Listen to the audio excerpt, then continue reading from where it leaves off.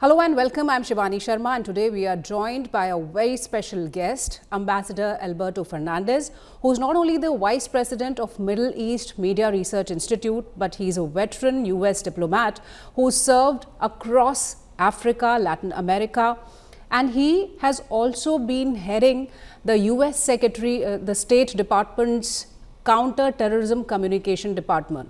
So a very warm welcome on India Today. Thank you very much. And today, specifically, we'll be speaking about the expansionist designs of Turkey, how Turkey is emerging as a disruptor behind multiple conflicts or flashpoints across the globe. And when I begin this interview, I must say, Alberto sir, that Turkey is not only a supplier of drones to Ukraine, it is a NATO member. It is a Russia energy client and also a defense partner to Pakistan and also Bangladesh. So how do you see, in your perspective, how do you see the strategy of Turkey? Well, thank you for having me on. What Turkey is trying to do is a little bit is what all nations do, and a lot of it is very unique to the strategy of the ruling regime in Turkey. All nations project power. All nations have national interests and they seek to maximize their position. So that's a normal thing. The difference with Turkey is the essential role that ideology plays in the determinations of the Turkish state. Today, Turkey is a projector of power for two reasons. Number one, the cause of Islamism worldwide.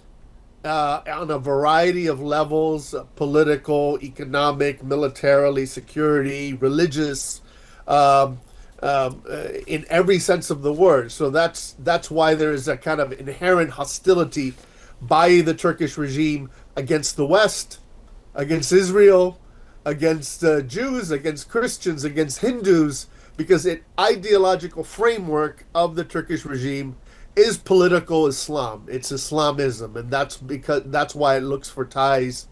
One of the reasons it looks for ties, for example, in Pakistan or Bangladesh or elsewhere.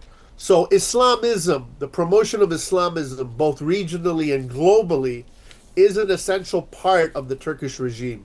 The other part, which is also unique and kind of transcends national interest, is Turkey's commitment to Pan-Turkism or Pan-Turanism, what it's sometimes called, which is a kind of the sense that Turkey is connected and is part of a broader Turkic world. That explains, for example, why Turkey promotes Islamism. That's part of its ideology, but it also, for example, seeks to maintain strong ties and intimate relations, security relations with countries, say, like Azerbaijan and other countries in Central Asia that are not necessarily Islamist states. You know, Azerbaijan is a Shia state and it's not particularly religious, but it's a Turkic state, and so Turkey sees a reason for that connection. So I think the ideological framework, Islamism, and Pan-Turkism or Turkic nationalism are the bases for explaining everything that Turkey does, from the war in Ukraine to South Asia. So adding to what you are saying, we also see Turkey and its ambitions of a new Ottoman ambition. And the other thing which I would like to talk about is the OTS, how Turkey is building the organization of Turkic states. Because you mentioned Islamism, it is trying to bring together these nations. How do you see its effort or when it's trying to make the OTS? Well, the OTS, as I said, is the instrument one of the instruments that Turkey uses to promote kind of the pan-Turanic or Turkic nationalist worldview globally. It's a useful tool because, of course, it's complementary to but independent of the Islamist tendency. So you have both of them in parallel. And there may be states, for example, when both elements apply. Turkey itself being a perfect example. Today, the Erdogan regime, for example, is allied with the principal secular nationalist party in Turkey, the party of Devlet Bahçeli, who supports Turkey, who supports the Islamist party, and they've been in alliance for the past 7 years. This is the party of the gray wolves, of kind of a fascist Turkic nationalist party that seeks to promote that ideology worldwide.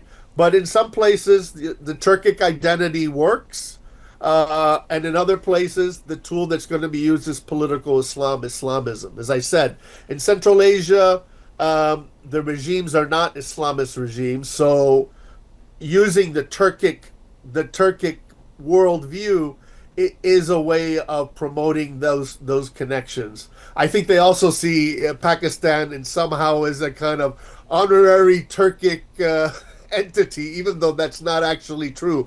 Maybe going back to the times of Babur the Conqueror and the Mongols, who of course were Turkic conquerors in the subcontinent. So do you also think that Turkey is trying to leverage the NATO infrastructure and legitimacy while it is quietly building this parallel Turkic axis? Yes, absolutely. What Turkey does is it is, you could say, it is both works as both a fireman and an arsonist.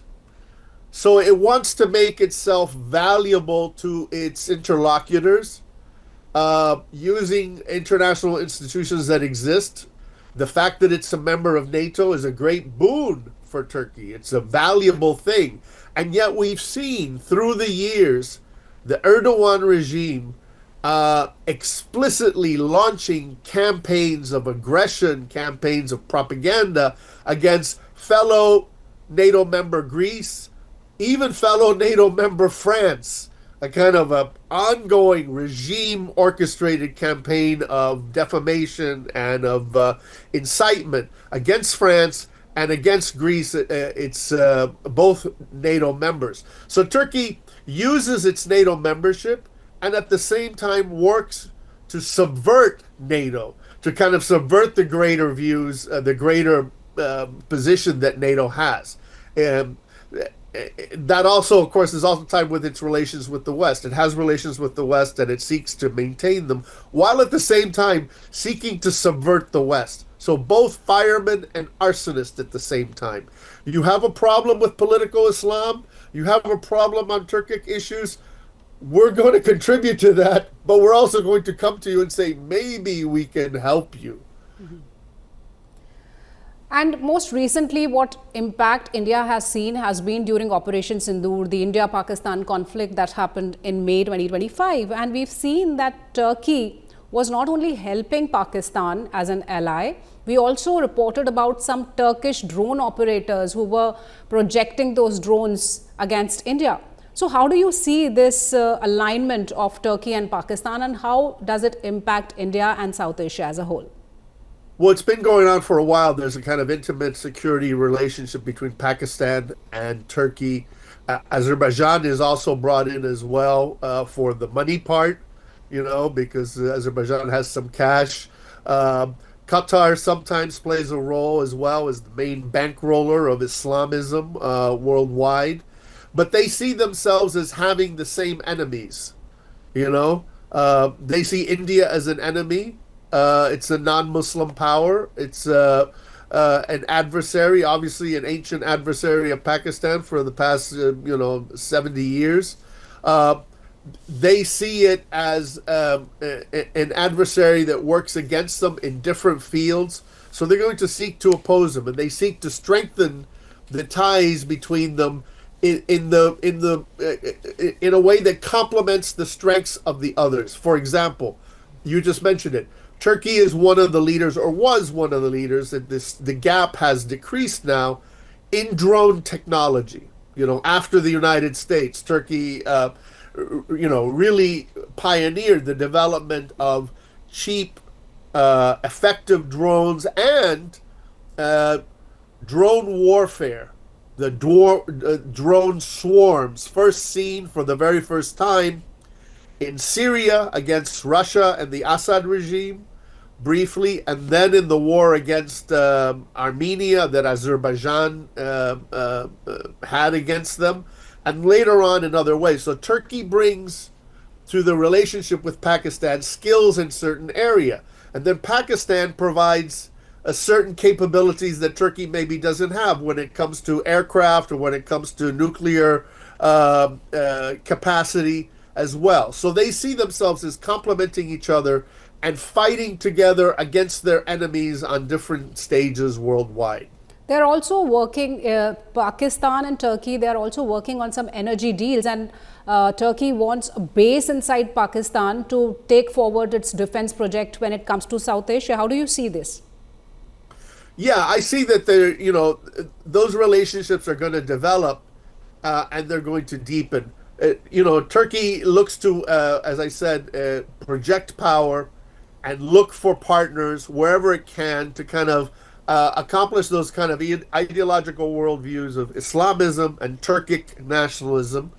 For example, the first nuclear power plant being built in Turkey is being built by Russia. So you have basically Turkey both providing drones to Ukraine and having Russia build a nuclear power plant, and Turkey paying Russia billions of dollars worth of money in return for Russian energy. So Turkey looks to do the same with others. And for Turkey, Pakistan is more trustworthy than Russia, right? Russia and Turkey, this goes back hundreds of years. Russia and Turkey, while they may have better relations today, perhaps, historically they were enemies. Going back to the Ottoman Empire and the Russian Empire, they were rivals and adversaries. When it comes to Pakistan, it's different because of the political Islam element, the Islamism that the Turks see in Pakistan. And for Turkey, it doesn't matter whether the government in Islamabad is explicitly an Islamist government, or probably where it's maybe not, one of the other parties that is not as Islamist. They see it as the same because their connection is with institutions, and they see the national security state in Pakistan as being an essentially Islamist national security state, sharing the same goals, and one of them obviously is enmity towards India. So we can say that Turkey is trying to monetize the conflict zones because, it has been selling drones to Pakistan. It is also under discussions for planes, and with Bangladesh also, if I may put forward the concerns of India also, because we see a lot of collaboration happening between Turkey and Bangladesh when it comes to drones and other defense equipment.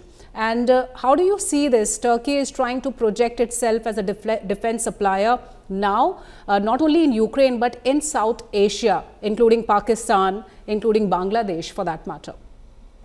Well, Turkey is doing two things. Number one, it is seeking to fill a niche that exists in the global defense industry. By the way, India also does this. Many other countries do this. It's trying to develop a domestic arms industry, a domestic defense establishment, so that it has this capacity. That's number one. And so it wants to sell it to whoever will pay. And for example, say Ukraine, that's an example, or in Africa. But it also seeks to supply the tech that it's developing and the weapons it's developing to ideological allies. Maybe probably for a cheaper price or for free, right? And so obviously it sees both Pakistan and Bangladesh as ideological allies in a larger struggle that it has of promoting political Islam worldwide.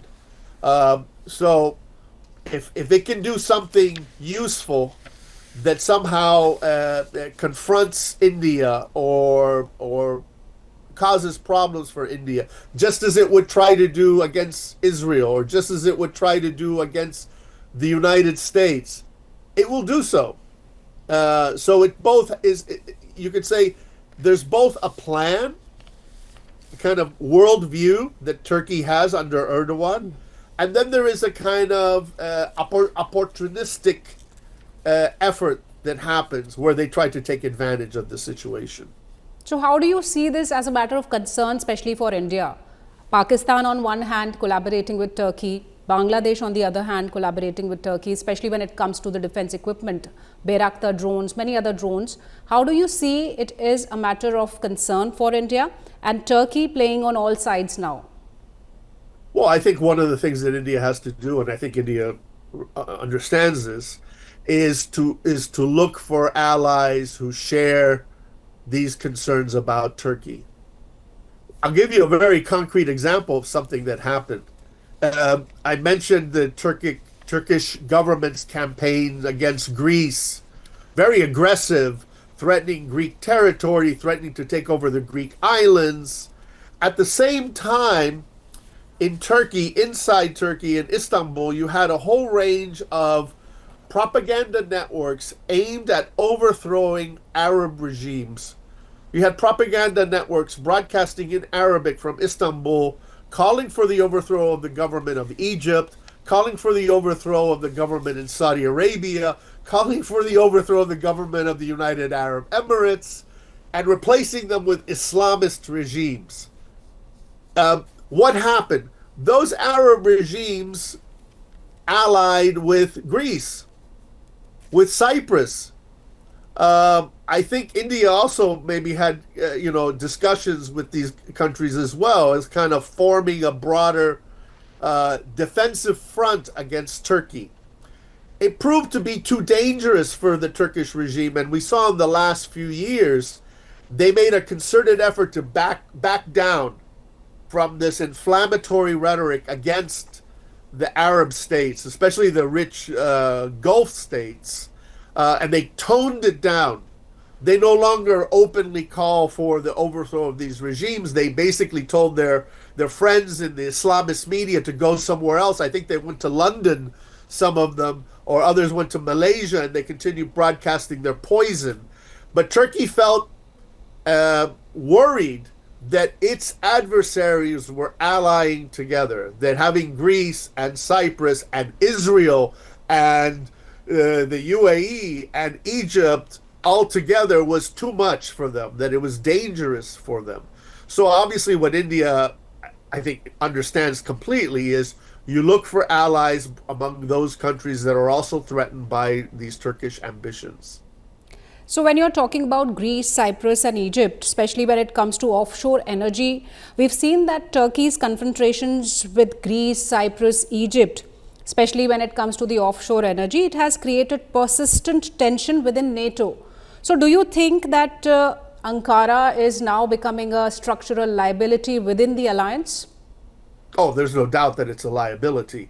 But they seek to leverage basically its geography as in a way of saying we're still useful, right? We're close to Russia. We're on the Black Sea, and so we're important for NATO. But what's happening in the Mediterranean is actually worse than you describe. You describe the kind of economic ambitions of Turkey on the related to the Mediterranean seabed. But in Turkish doctrine, Turkish government doctrine under Erdogan, that ambition about offshore oil is connected to a military security ambition. The Turkish regime has something what they call the Blue Homeland Doctrine.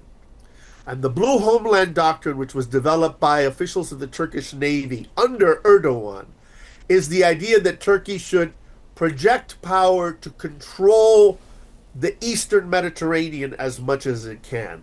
So the part that we've seen already, which is about oil exploration and the seabeds and all of that, is only the first part of what Turkey has said that it wants to do. It wants to politically dominate those regions.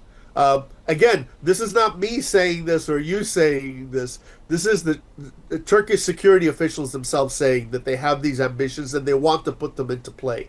And the agreement that they had with the regime in Libya, the Turkish-Libyan oil agreement, seabed agreement, was one part of that. But the ambition goes much farther, and it's not just about controlling offshore energy resources, but controlling territory on the land. So when you are talking about Libya and we talk about Syria, do you think that Turkey is trying to use the proxy forces, drones, and it's making a lot of it's bringing a lot of fragility in these states that are already on the brink? How do you see how dangerous this approach is of Turkey? Well, it's of course coupled with their ideological worldview. Number one is they are supporting Islamist actors in both Syria and Libya. So they're ideologically aligned with these with their allies, and so that's the number one reason. Number two, obviously, is the oil of Libya, the strategic position of Syria as well are important. They want these countries as satellites of Turkey. They, of course, both happen to have been at one point part of the Ottoman Empire. So that also plays into kind of this neo-Ottomanist fantasies of Erdogan, the mini sultan. So yes, these states are fragile, and what Turkey is doing is seeking to make them even more fragile. For example, in Syria, you can say a lot of things about the president of Syria, good and bad, Ahmed al-Shara, the former Al-Qaeda and ISIS terrorist leader, Abu Muhammad al-Jolani. But he is an Islamist, and he's also a Syrian nationalist.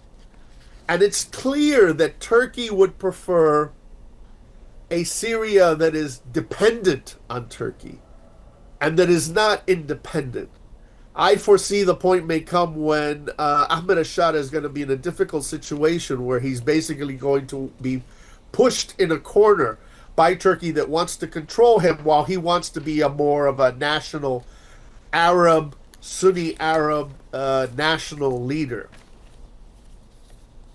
So we are seeing Turkey not only in South Asia, we are seeing Turkey now supplying its arms in the African conflicts too. So it's playing a disruptor everywhere. How do you see Turkey as a global threat when it comes to igniting these conflicts and being behind these conflicts with its arms and using that pressure in these countries, be it Pakistan, be it Bangladesh, Ukraine, and now the African nations too? They are seeing a lot of supplies of arms when the conflicts are happening in Africa.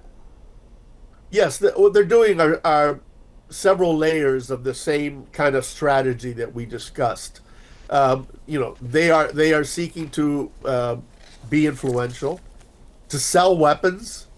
Somebody's buying this weapon. They're not giving them to, it's not like Western countries that give aid to some third world country, for some reason. Turkey doesn't give weapons, it sells them. So somebody is paying for them. It may not be these African countries. It could be Qatar that's paying for them, or somebody else.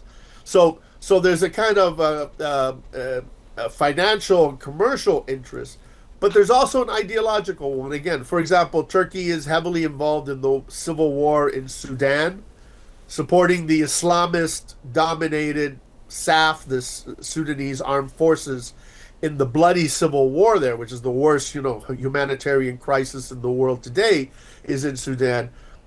Turkey supports the Islamist army against the other army. There are two armies fighting each other in Sudan.